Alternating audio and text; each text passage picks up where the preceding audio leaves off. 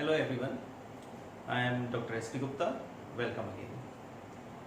Last turn पर last video lecture में मैंने मॉड्यूल 1 में आपको complex matrix and unitary matrix इस टॉपिक को हमने पिक किया था, जिसमें हमने कॉम्प्लेक्स मैट्रिक्स की variety and types, Hermitian, skew Hermitian and unitary, इस पर बेस न्यूमेरिकल मैंने आपको सॉल्व करना बताया। अब हम मॉड्यूल 1 के टॉपिक नंबर 3, जिसका नाम है इनवर्स फाइंड करना यूजिंग एलिमेंट्री ट्रांसफॉर्मेशन।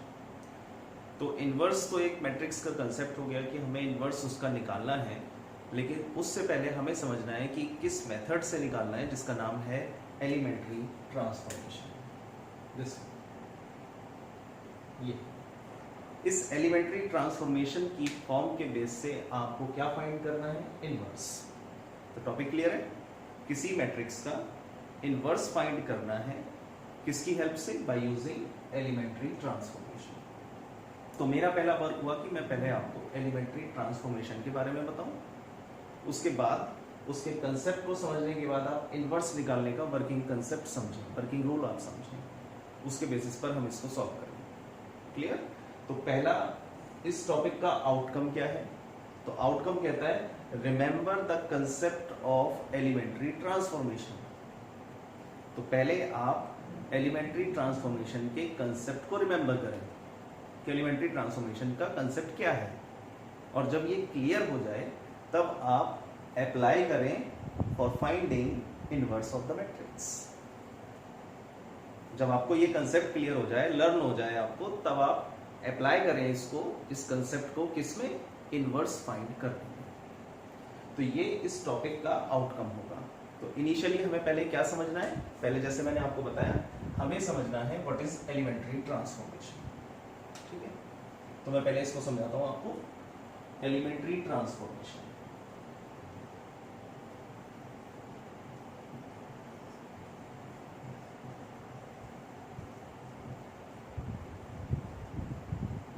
अब इसको आप दो पार्ट में तोड़ दीजिए, elementary and then transformation. Transformation का मतलब हो गया कि आप उस फॉर्म को, एलिमेंट्री की फॉर्म को आप ट्रांसफॉर्म करें, किसी एक मेथड में लगाएं और उसको दूसरे में चेंज करें, यानी किसी एक फॉर्म में अप्लाई करें, उसको फॉर्म 2 में कन्वर्ट करें। That is called transform. तो ट्रांसफॉर्मेशन तो आप समझ रहे हैं कि एक कंसेप्ट को इस पॉइंट में आपने लगाया और इससे इसमें आपने ट्रांसफॉर्म कर दिया। तो ये पूरा फॉर्म जो लगा, ये कहलाता है ट्रांसफॉर्म। ठीक है, तो ट्रांसफॉर्म तो समझ में आ गया कि इसके अंदर हमें कुछ अप्लाई करना है। ये अप्लाई करने का जो प्रोसीजर है, ये प्रोसीजर क्या है?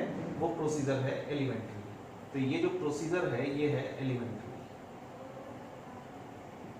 ठीक, तो एलिमेंट्री ट्रांसफॉर्मेशन का मतलब हो गया एक कंसेप्ट में, एक फॉर्म के अंदर आप कोई एप्लीकेशन अप्लाई करें, उस अप्लाई करने की फॉर्म से जो दूसरी फॉर्म कन्वर्ट हो गई, दैट इज कॉल्ड ट्रांसफॉर्मेशन। तो बात आती है कि ट्रांसफॉर्मेशन किस तरह का है। तो ट्रांसफॉर्मेशन बोला गया है एलिमेंट्री। अब एलिमेंट्री का मतलब क्या है? जो बेस होता है किस पर? अब ये मैट्रिक्स है, तो मैट्रिक्स में क्या है? रोज एंड कॉलम्स है। तो एलिमेंट्री का मतलब हो गया interchanging,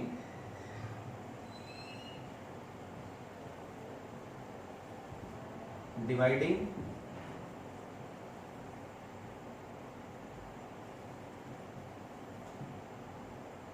multiplying,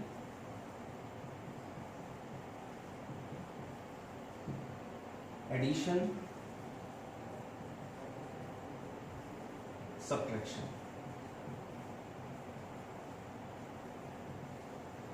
These are the elementary operations. ये एलिमेंट्री ऑपरेशंस होते हैं।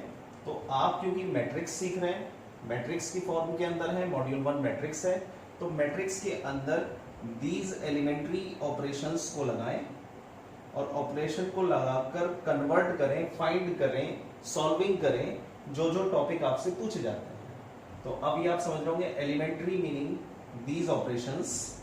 इनको रोज एंड कॉलम्स में अप्लाई करें, RIJ और CIJ, इसमें आप अप्लाई करें R stand for rows and C stand for columns.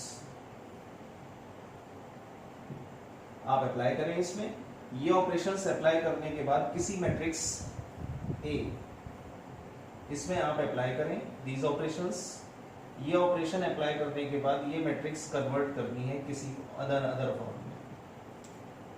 तो ये जो फॉर्म बनकर आई, ये वो टॉपिक है जो आपसे फाइंड करवा रहा है, जैसे इनवर्स, राइट, जैसे ये पूछा है इनवर्स, तो ये फाइंड करवा रहा है।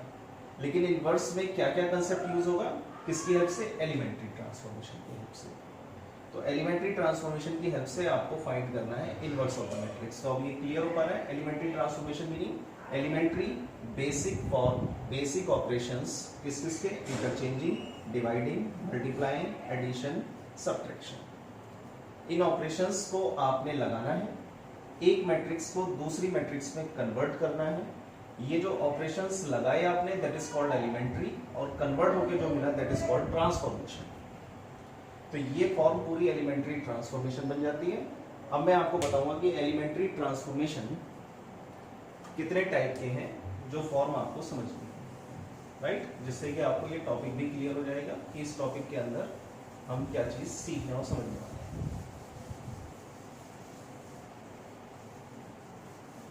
तो ये जो एलिमेंट्री ट्रांसफॉर्मेशन है, ये एलिमेंट्री ट्रांसफॉर्मेशन दो पार्ट में, यानी दो टाइप से आप इसको सॉल्व कर सकते हैं। वन इज एक्लेरन फॉर्म,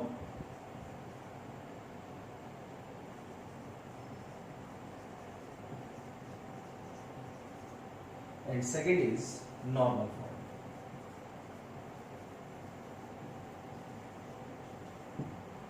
ठीक है, ये जो एक्लेरन फॉर्म है, इस एक्लेरन फॉर्म में ओनली रोज ऑपरेशंस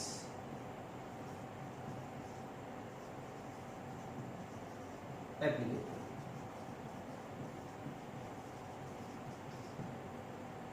यानी अगर आपसे टॉपिक कह रहा है एक्लेरन फॉर्म से आप फाइंड करें इनवर्स, तो उस कंडीशन में केवल उस मैट्रिक्स के अंदर आप रोज में ऑपरेशंस लगाएंगे, कॉलम्स में नहीं लगाएंगे, राइट। ध्यान रखना, एक्लेरन फॉर्म अगर लिखा हुआ है तो एक्लेरन फॉर्म का मतलब है only row operation will be applied. Second is normal form. Normal form में बोथ रोज एंड कॉलम्स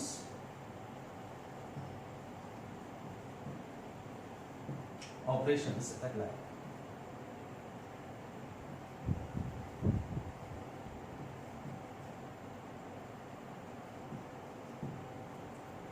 अगर नॉर्मल फॉर्म लिखा आता है तो आपको दोनों ऑपरेशंस अप्लाई करते हैं उसमें। ये हार्ड एंड फास्ट रूल नहीं है कि जितने रोज लगाए उतने ही कॉलम्स लगाने हैं, ये हार्ड एंड फास्ट रूल नहीं है। बट अगर नॉर्मल फॉर्म है तो there is one operation should be column और रो। आप सारे रो लगाइए, एक कम से कम एक ऑपरेशन कॉलम का लगाइए। सेम ऐसे ही सारे ऑपरेशन कॉलम के लगाइए, बट कम से कम एक ऑपरेशन रो का होना चाहिए। तो रोज एंड कॉलम ऑपरेशंस अगर आपके अप्लाई हैं तो आपने इनवर्स फाइंड किया है using elementary transformation and type normal form. अगर आपने एक्लेरन फॉर्म आपको दिया गया है तो आपने केवल रो ऑपरेशंस अप्लाई किए हैं, और अप्लाई करने के बाद आपने उसका क्या निकाला है, इनवर्स। ठीक है, तो अब मैं जहां तक समझ पा रहा हूं मैं, आप एलिमेंट्री ट्रांसफॉर्मेशन एंड एक्लेरन फॉर्म जो बोर्ड ब्रैकेट में मैंने लिखा है, इसको अब आप समझ पाए होंगे कि इसका क्या मीनिंग है, जिससे कि अब मैं इस टॉपिक पर आता हूं, है ना। तो मैंने जैसे आपको अभी बताया कि आपने इनवर्स, टॉपिक है आपका find the inverse of the matrix using elementary transformation. तो 12th में आपने क्या सीखा है, 12th में एलिमेंट्री ट्रांसफॉर्मेशन दिया है आपके सिलेबस में। 12th में आपने ए इनवर्स का फॉर्मेशन ये भी आपने निकालना सीखा है। A inverse equals to adjoint of A upon determinant of A, ये भी आपने प्रोसीजर सीखा है। तो प्रोसीजर आपके पास एलिमेंट्री ट्रांसफॉर्मेशन का भी रहा है और प्रोसीजर आपके पास ये भी रहा है। तो ये प्रोसीजर आप इनवर्स में अप्लाई नहीं करेंगे। बीटेक के अंदर आप इस प्रोसीजर को, इनवर्स निकालने का जो फॉर्मूला है, इस फॉर्मेशन को इनवर्स निकालने में अप्लाई नहीं करेंगे, क्योंकि आपके सिलेबस में बीटेक के अंदर इनवर्स निकालना सिर्फ और सिर्फ एलिमेंट्री ट्रांसफॉर्मेशन से है। तो एलिमेंट्री ट्रांसफॉर्मेशन के दो टाइप हैं। पॉइंट नंबर 1 इसको आप सभी नोट कर लीजिए। एलिमेंट्री ट्रांसफॉर्मेशन कितने टाइप से सॉल्व कर सकते हो? 2 टाइप से। One is echelon, second is normal. हम अभी एक्लेरन को पिक कर रहे हैं इस वीडियो में, आगे हम इसको नॉर्मल की भी टाइप को भी पिक करेंगे।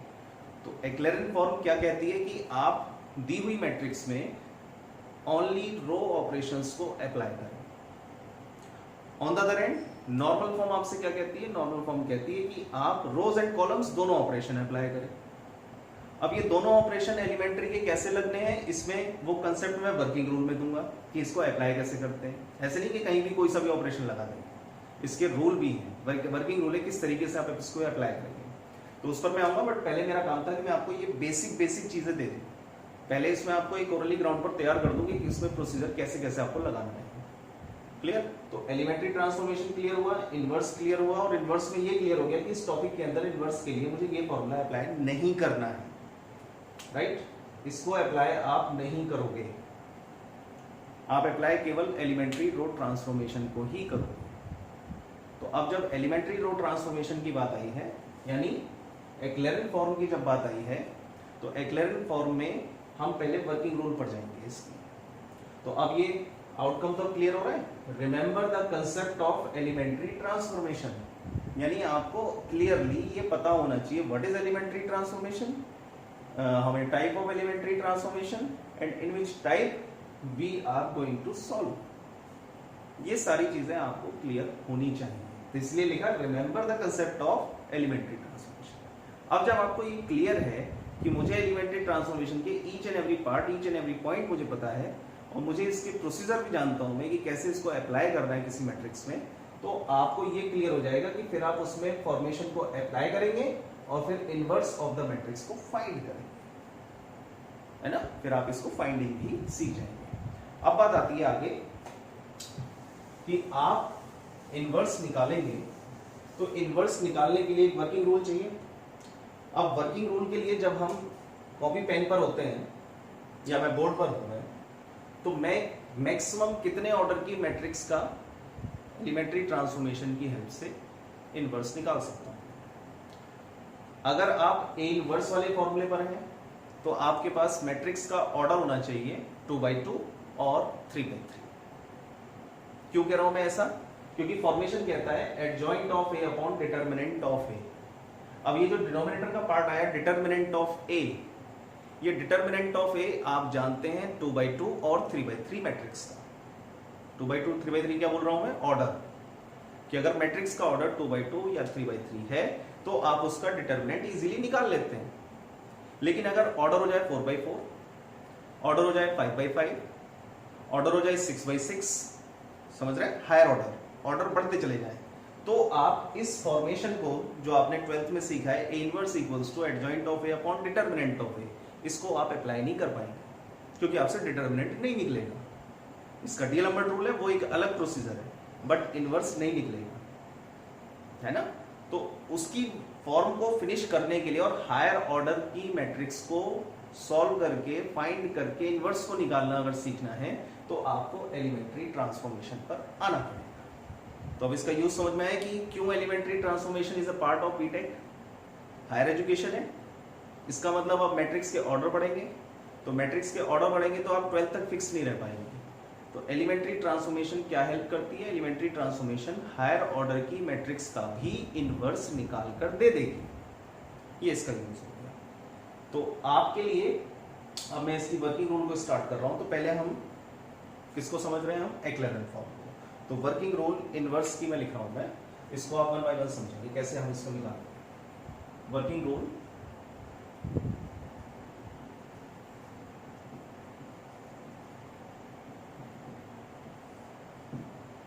किसका ले रहे हैं हम? एक्लेरन फॉर्म।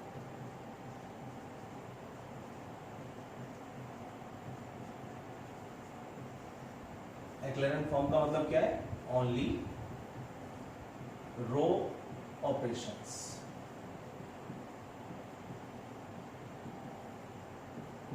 ठीक है, हम पहले इसको समझेंगे। अब इसके लिए पहले मैं एक मैट्रिक्स बनाता हूं मैं, क्योंकि कंसेप्ट को समझना है तो एक इजी मैट्रिक्स से समझेंगे, हायर को तो आप कर लेंगे, समझ लेंगे वर्किंग रूल से। तो वर्किंग रूल में एक मैं इजी टर्म ले रहा हूं मैं। हमने एक कंसीडर की मैट्रिक्स, लेट अस कंसीडर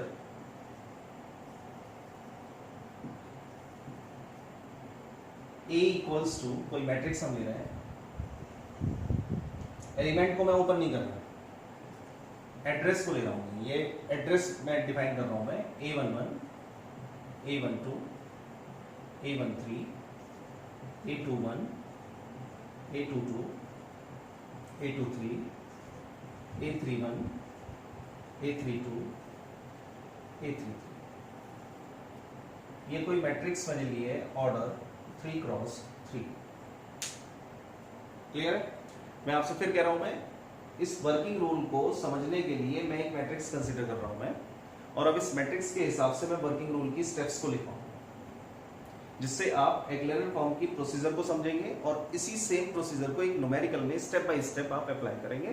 तो ये टॉपिक इजीली आपको इनवर्स ऑफ द मैट्रिक्स निकालना बता देगा। 12th में हो सकता है आपने वर्किंग रूल को नहीं समझा हो, आपने सिर्फ ऑपरेशन लगाना समझा हो, और आप ऑपरेशन लगा देते हैं, आपको ये आइडिया नहीं होता कि ऑपरेशन सही लग रहा है गलत लग रहा है। मेरा मीनिंग कैलकुलेशन का नहीं है कि आपने 2 - 2 किया है या 2 + 3 किया है, वो आपको नहीं आता है, वो तो सही किया होगा। 2 + 3 अगर आप लिखोगे कहीं R2 + R3 और 2 + 3 आ रहा है तो वो 5 ही आएगा, लेकिन ये R2 + R3 ही करना था, ये सही स्टेप है।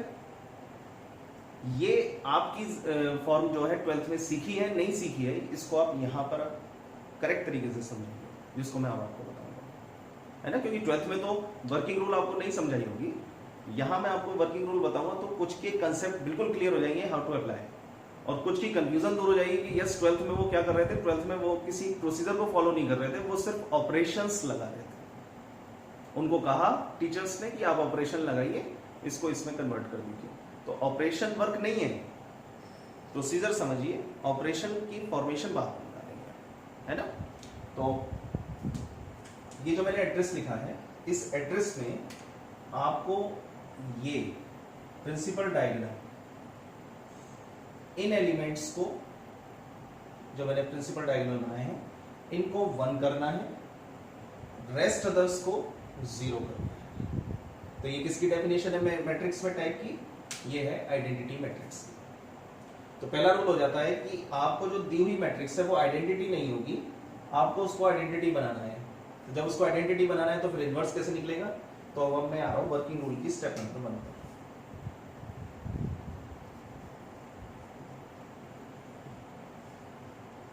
ठीक है, स्टेप 1 क्या करती है, टू फाइंड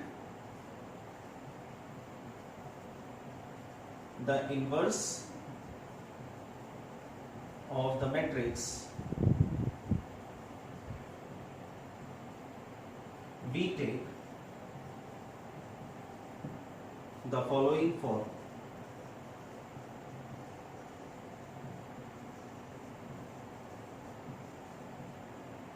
इनवर्स निकालने के लिए सबसे पहले हमें स्टेप 1 में एक फॉर्म कंसीडर करनी है। वो फॉर्म क्या है, A = IA। ये आपको लिखना है सबसे पहली स्टेप, A = I। अब आप ये प्रॉपर्टी तो जानते हैं कि किसी मैट्रिक्स में आइडेंटिटी से मल्टीप्लाई करें तो इटसेल्फ वही मैट्रिक्स आ जाती है। तो इस A को हम IA लिख सकते हैं, राइट, ये तो हम लिख सकते हैं, लेकिन इनवर्स निकालने के लिए हमने इसको एक फॉर्म मान लिया कि A = I, राइट। अब ये I क्या है, where I is the identity matrix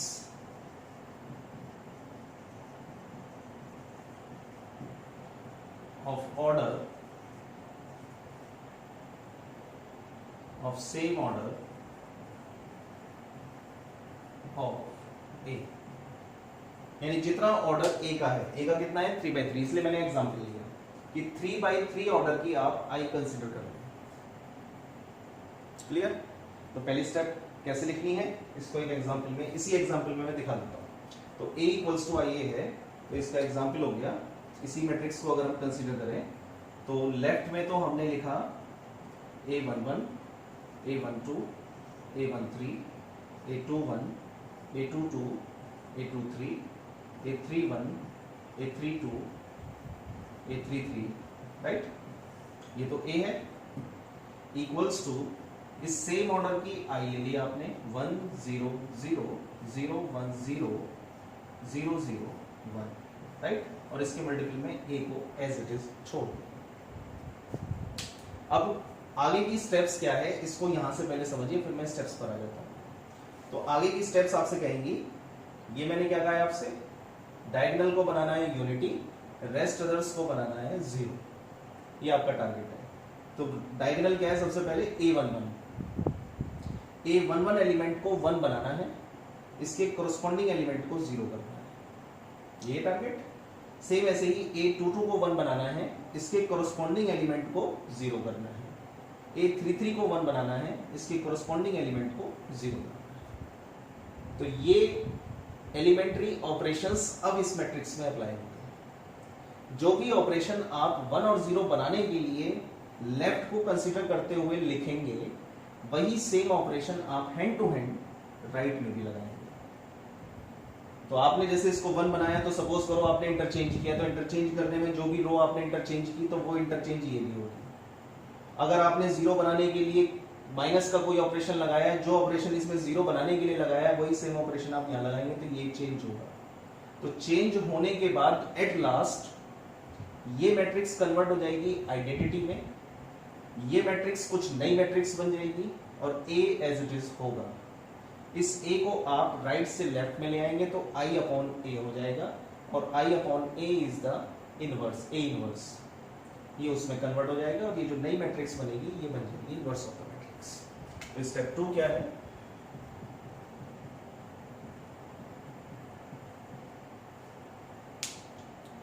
consider A11 and make the coefficient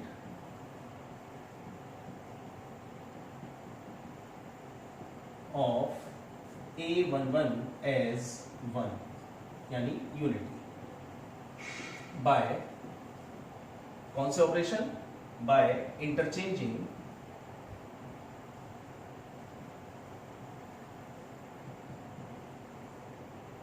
any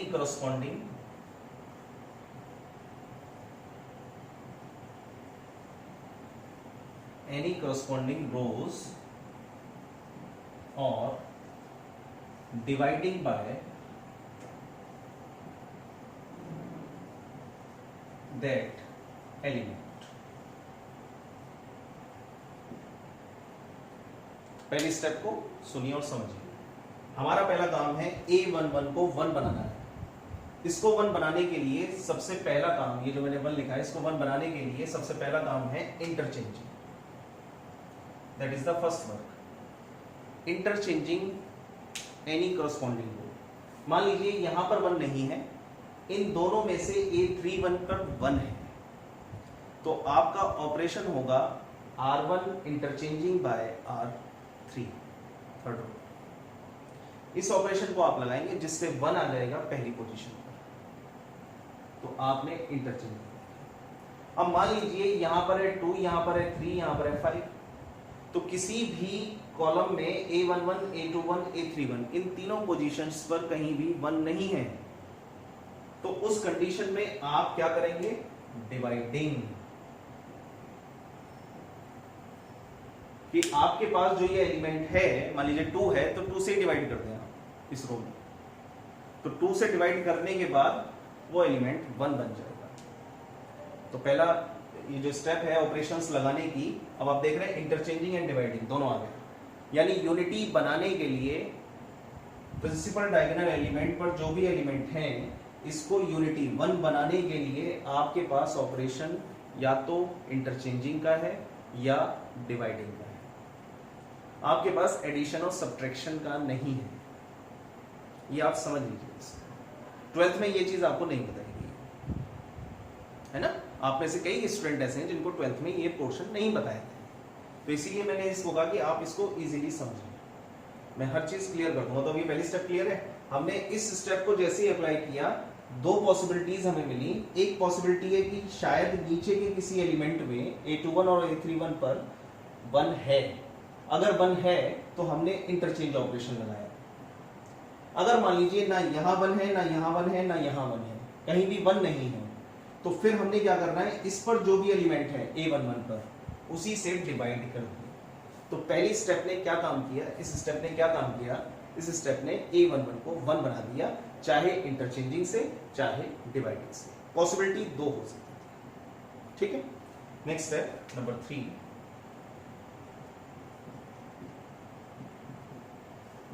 जब ये वर्क हो जाए, आफ्टर दैट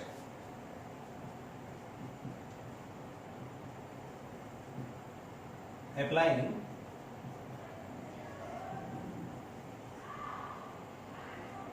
एडिशन और subtraction operation in corresponding rows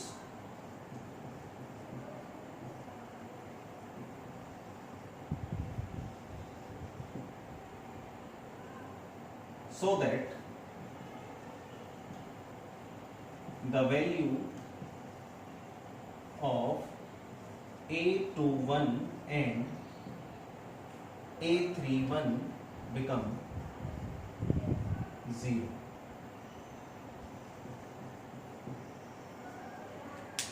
अब इस स्टेप 3 को समझिए। जब आप इसको 1 बना दें तो आपका टारगेट है इन दोनों एलिमेंट को 0 बनाना। इसको था 1 बनाना, हमने पहला ऑपरेशन लगा दिया, और कोरस्पॉन्डिंग इसको था 0 बनाना। ठीक। अब इसको 0 बनाने के लिए आप क्या करेंगे, आपके पास ऑपरेशन आया एडिशन और सब्ट्रैक्शन। एडिशन कब होगा और सब्ट्रैक्शन कब होगा, यहां पर 1 है, यहां मान लीजिए नेगेटिव एलिमेंट है, तो आप दोनों को सम करें, यानी एडिशन करें। लेकिन मान लीजिए यहां पर भी प्लस है और यहां पर भी प्लस है, एलिमेंट पॉजिटिव है A21 और A31 पर, तो आपके पास ऑपरेशन आएगा सब्ट्रैक्शन। तो ये समझ पा रहे हैं कि ये एडिशन और सब्ट्रैक्शन कब लगेगा। एडिशन और सब्ट्रैक्शन एलिमेंट को 0 करने के लिए लगेगा। पहला पॉइंट 0 बनाने के लिए आप लगाएंगे, और दूसरा पॉइंट एडिशन कब लगता है और सब्ट्रैक्शन कब लगता है, जब एक वैल्यू पॉजिटिव और दूसरी नेगेटिव है तो एडिशन होगा, और अगर दोनों ही पॉजिटिव हैं या दोनों ही नेगेटिव हैं तब आप सब्ट्रैक्शन लगाएंगे। तो जो रूल है एडिशन और सब्ट्रैक्शन का लगाने का, वो मैंने पहले आपको समझाया। तो अब इसने क्या किया, A21 पोजीशन पर मान लीजिए आपके पास कोई डिफरेंट एलिमेंट था, आपने एडिशन और सब्ट्रैक्शन ऑपरेशन लगाकर इसको 0 कर दिया, तो अब ये एलिमेंट 0 हो गए। तो फॉर्म क्या बनी, 1 0 0। आइडेंटिटी में क्या होता है आपको ये पता है, 1 0 0। लेकिन जो ये दोनों ऑपरेशंस आपने लगाए हैं, ये दोनों ऑपरेशंस जो LHS में लगे हैं, इनको आपने RHS में भी लगाना है। Both the operation, step number 3,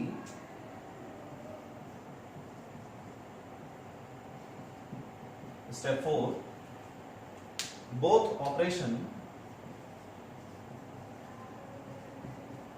या बोथ स्टेप लिख देता हूं मैं, ऑपरेशन नहीं, both steps apply in RHS। Right hand side में भी इन स्टेप्स को जो आप लगा रहे हैं उनको अप्लाई करें। जब ये अप्लाई हो जाएगा तो आपकी ये मैट्रिक्स के ये एलिमेंट कन्वर्ट हो जाएंगे किसी और एलिमेंट में, फिर ये आइडेंटिटी नहीं बचेगा, क्योंकि जो ऑपरेशन आप इसके लिए लिखेंगे वो इसमें अप्लाई होगा तो चेंज होगा या डिवाइड होगा, इसमें आप लगाएंगे या तो एडिशन होगा या सब्ट्रैक्शन होगा। तो ये मैट्रिक्स अब आइडेंटिटी नहीं बचेगी, ये चेंज हो जाएगी। ऑन द अदर एंड इस एलिमेंट, इस मैट्रिक्स के अंदर ये जो कॉलम है, कॉलम 1, ये कॉलम 1 0 0 बन जाएगा। कितने ऑपरेशंस लगे, ये 3 ऑपरेशंस लगे। ठीक है। अब यही चीज आगे रिपीट होगी, लेकिन अब रिपीट होके पोजीशन हो जाएगी A22। अब हम आएंगे इस पर A22 पर, तो इस A22 को क्या बनाना है, यूनिटी। तो इसके लिए अब क्या बचा, कि आप या तो ये 1 आएगा ऑलरेडी, या आप इसको या तो 1 आएगा या आप इसको डिवाइड करके बनाएंगे, इंटरचेंज करके बनाएंगे। तो इंटरचेंज जो होगा वो इससे नहीं होगा, इससे होगा कोरोस्पॉन्डिंग में, क्योंकि कोरोस्पॉन्डिंग में आप बिलो के एलिमेंट को देखेंगे दिस डायरेक्शन, इसको देखिए, क्योंकि अगर ऊपर वाले से आपने इंटरचेंज कर दिया तो ये जो 1 पोजीशन है ये यहां जाएगी, तो आइडेंटिटी नहीं बनेगी। तो ये ध्यान रखना है कि अगर आप A22 या A33 पर हैं तो कोरोस्पॉन्डिंग एलिमेंट का मतलब है बिलो के एलिमेंट को चेक करना है जिसमें इंटरचेंजिंग हो पाए। तो स्टेप 5 कहती है आपसे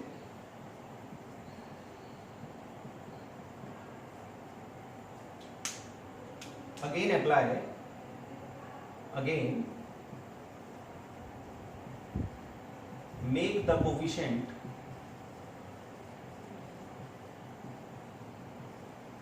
of A22 as 1 by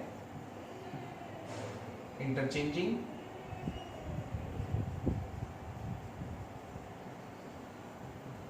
or dividing process। ठीक, इस प्रोसेस से आप अब A22 को 1 बनाएं, और जब A22 1 बन जाए, step 6, now make the coefficient of कौन से A12 और A32 as 0 by addition or subtraction।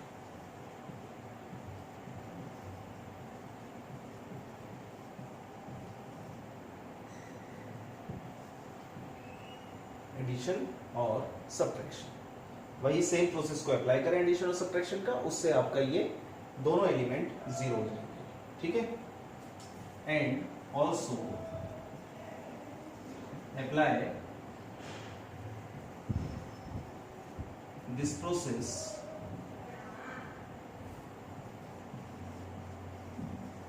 in RHS। ये ध्यान रखें RHS में भी सेम ये ऑपरेशन आपको अप्लाई करते रहना है, एक एक ऑपरेशन जो भी आप लिखेंगे उसको आप अप्लाई करते रहें। तो अब पोजीशन हो जाएगी 1 0 0 पहली 2 स्टेप से बन गया, 0 1 0 इन 2 स्टेप से। अब ये 2 पोर्शन 1 0 0 0 1 0 बन चुका है और ये पूरा कन्वर्ट हो चुकी है मैट्रिक्स। अब बचा है इधर का लास्ट पोर्शन, फिर कंसीडर A33 करेंगे और फिर उसको 1 बनाएंगे एंड देन सब्ट्रैक्शन और एडिशन जो भी ऑपरेशन लगता है उसको अप्लाई करेंगे। तो मैं आगे लिख देता हूँ step 7,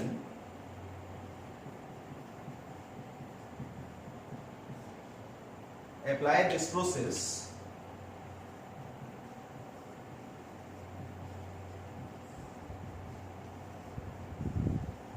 for A33 and convert the LHS matrix into identity right, इसको आइडेंटिटी में कन्वर्ट करें एंड द RHS मैट्रिक्स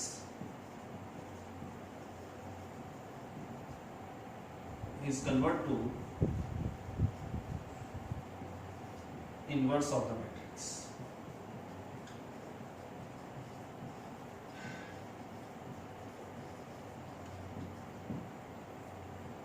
ठीक है, तो ये ऑपरेशंस हैं एक्लेरेंट फॉर्म के जिसको आपने अप्लाई करना है, और अप्लाई करने के बाद आप रो ऑपरेशंस से इनवर्स निकालना सीख जाएंगे। नेक्स्ट वीडियो में हम इस पर बेस्ड न्यूमेरिकल लेंगे जिससे आप इसको इजीली और तरीके से समझ जाएंगे। ठीक है, थैंक यू।